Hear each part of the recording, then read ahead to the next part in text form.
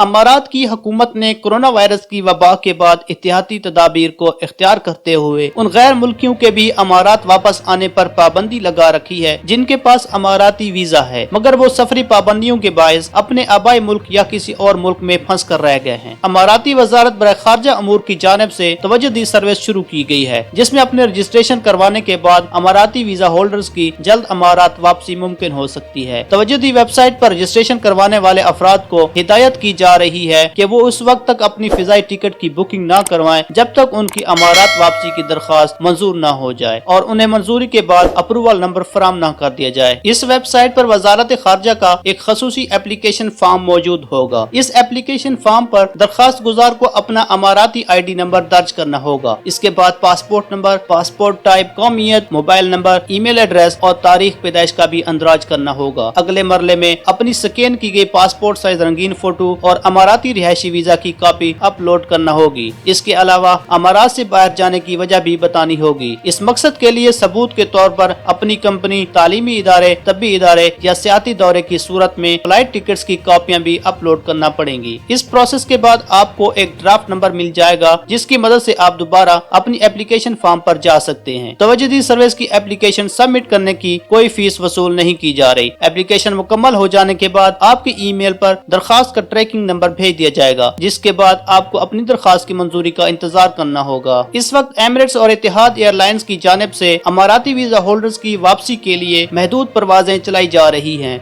इसीलिए आप सिर्फ उसी वक्त अपनी टिकट बुक करवाएं जब आपको वजारत खारजा की जानिब से अप्रूवल नंबर मौसूल हो जाए। अप्रूवल नंबर मौसूल होने के बाद किसी भी एयरलाइन से अमारात के लिए टिकट की बुकिंग करवाई जा सकती है।